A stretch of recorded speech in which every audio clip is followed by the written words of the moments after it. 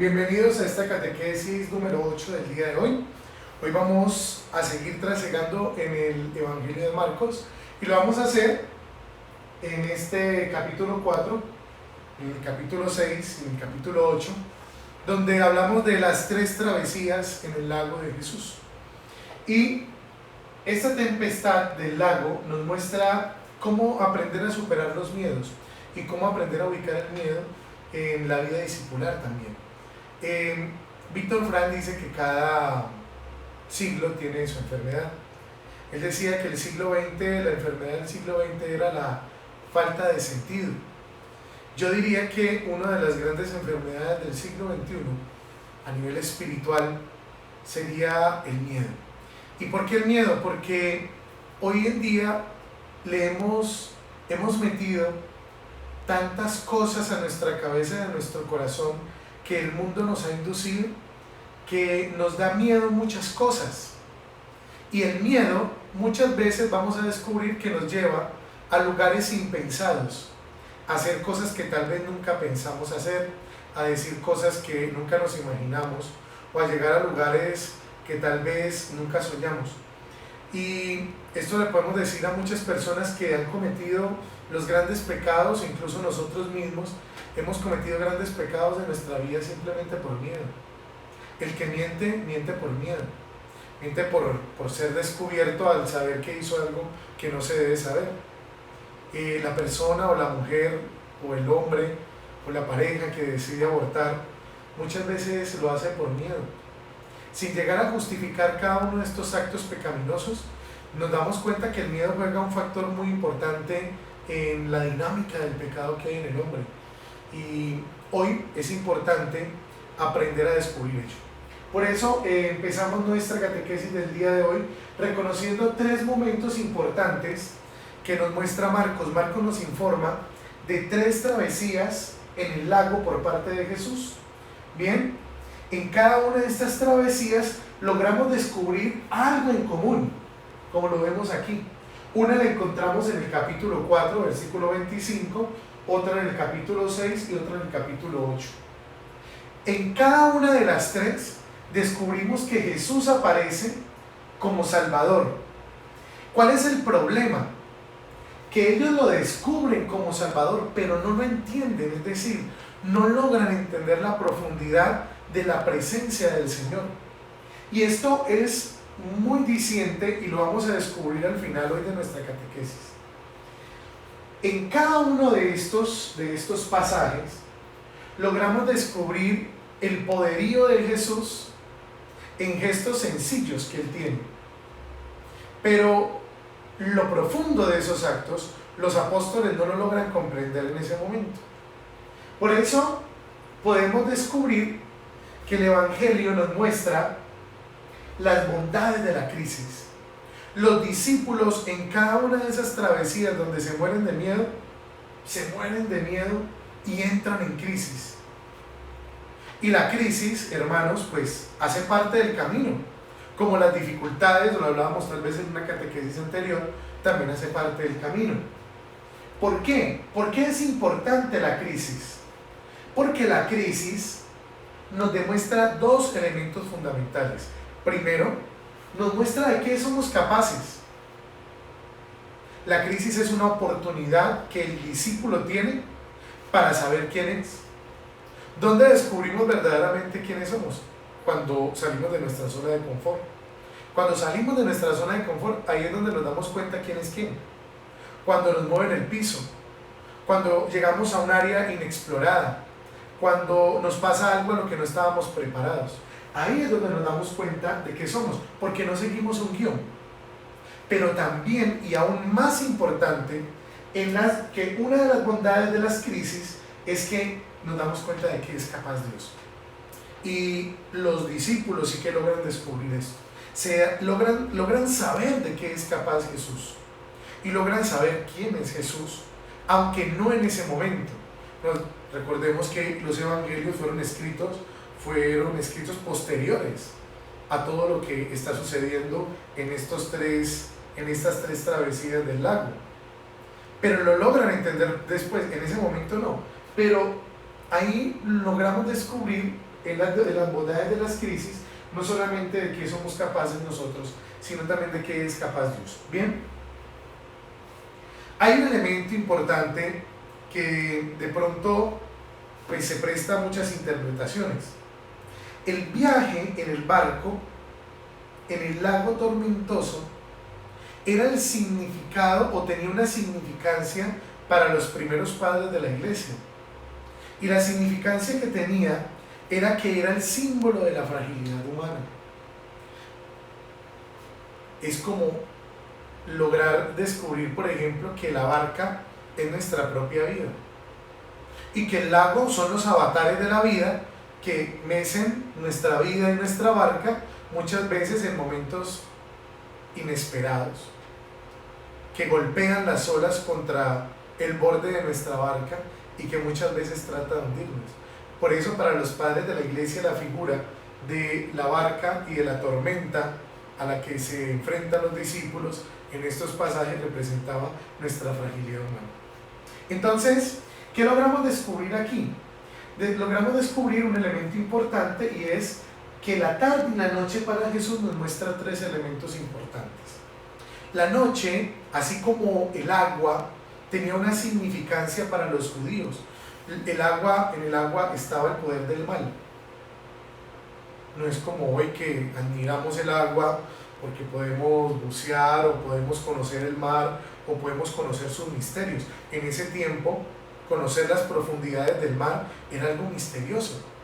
Y por eso también el mar, también la profundidad, el misterio que representaba, pues también mostraba como el poder del mal.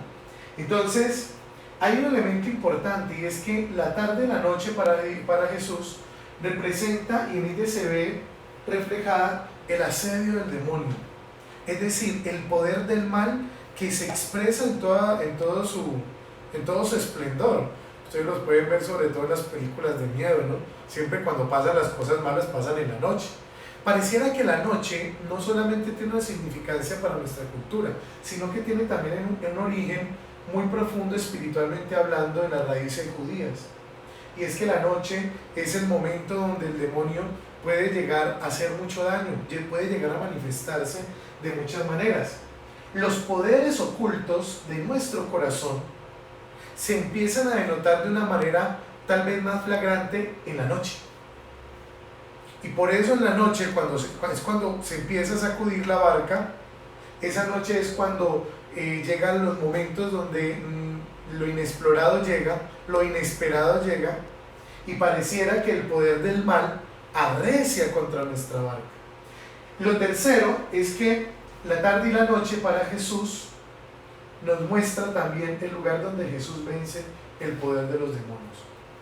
Allí, en el momento en el que el mal se manifiesta por medio de los poderes sobrenaturales, de los poderes naturales de la propia naturaleza, valga la redundancia, en ellos se ve reflejado el poder del mal.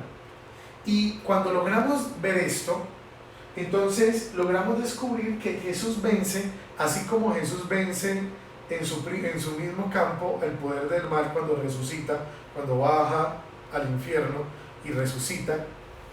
Así también se muestra que pasa en este evangelio, que Jesús vence el poder del mal en su mismo territorio, en la noche. Estos tres elementos son importantes, porque la noche nos damos cuenta, por ejemplo, que se empiezan a suscitar tal vez pensamientos. A uno le pasa cuando llega a su casa, que es el momento muchas veces donde los grandes miedos de nuestro corazón se despiertan, donde la soledad llega, donde el cansancio empieza a hablar en medio de nuestro corazón, donde muchos pensamientos empiezan a tener poder sobre nuestro inconsciente y consciente. Entonces el poder de la noche muestra que allí el poder del mal de alguna manera busca hacer estragos, pero que el discípulo logra descubrir que, tomado de la mano de Dios, pues tiene un Dios que es capaz de vencer el mal en su propio terreno.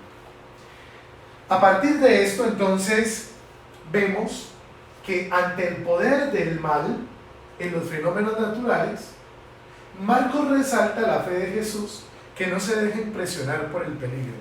En la cultura primitiva o en la cultura propia judía de este tiempo,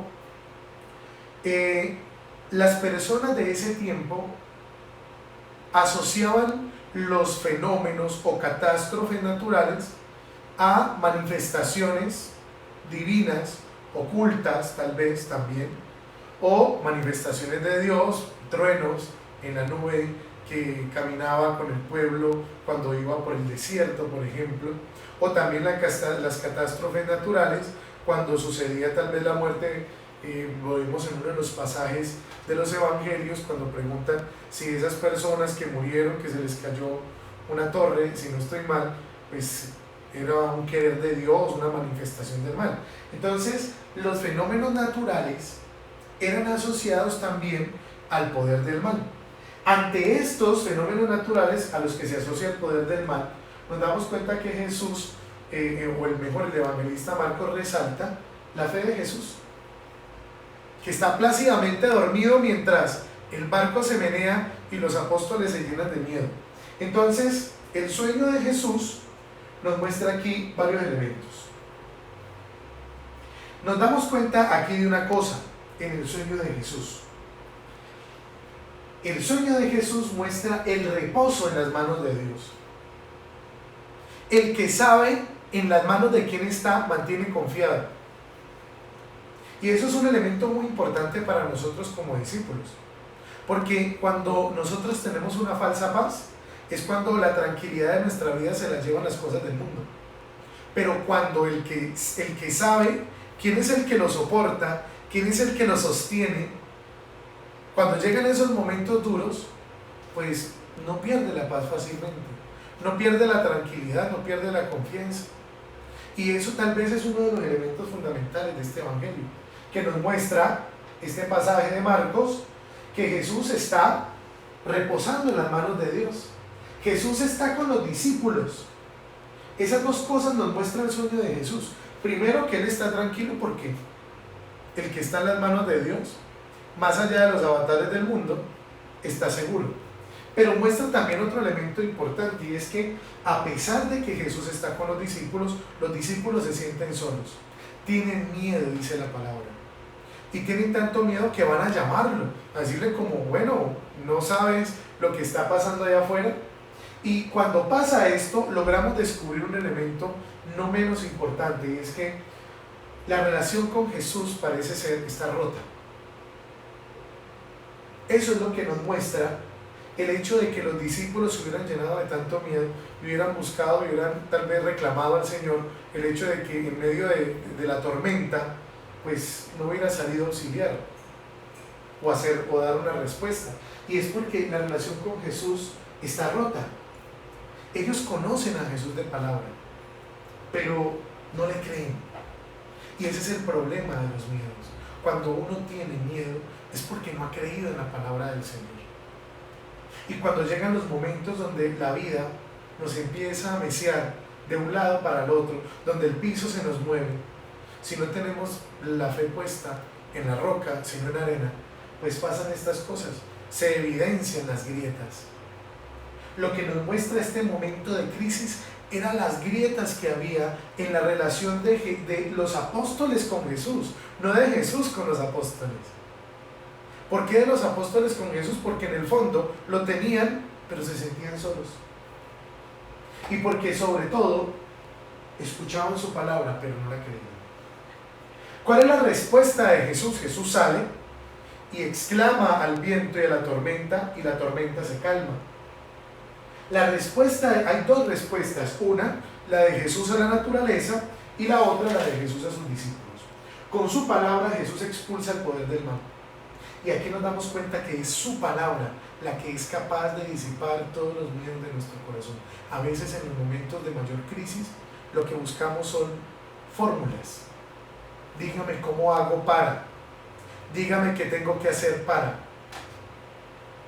Dígame a dónde tengo que ir. Porque queremos que las fórmulas mágicas solucionen nuestra vida. Y resulta que no son las fórmulas, es la palabra de Él la que es capaz de acentuar las mayores crisis de nuestra vida. Y lo otro es que los antiguos, como les decíamos ahora, pues creían en la manifestación del mal en la naturaleza. Pues Jesús vence ese poder del mal en su propio terreno. La respuesta de los discípulos se ven dos cosas, y es que los discípulos tienen miedo del poder demoníaco.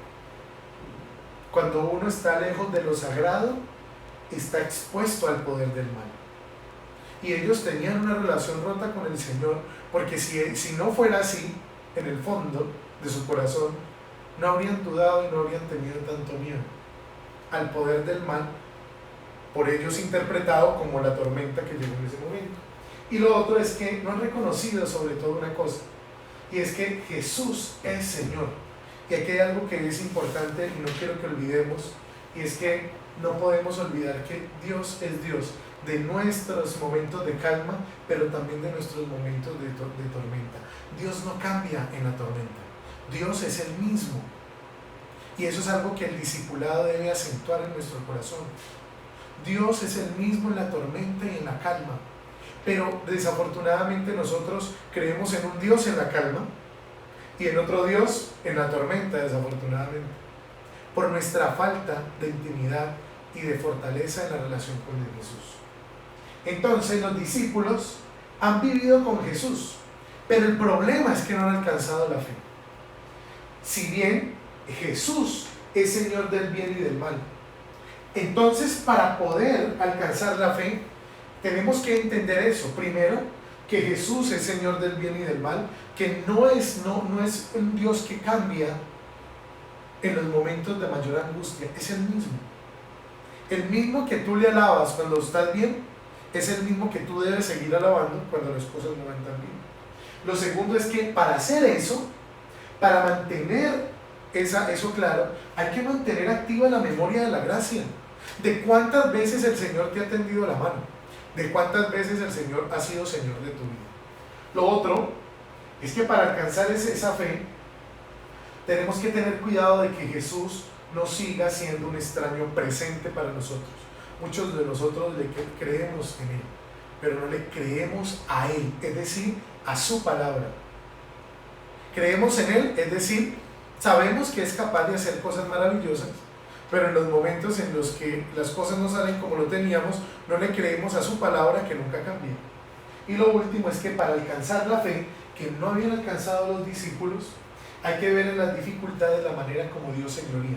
Dios es el único que es capaz de, ojo, coger un árbol cortado y hacer de ese tronco cortado un asiento.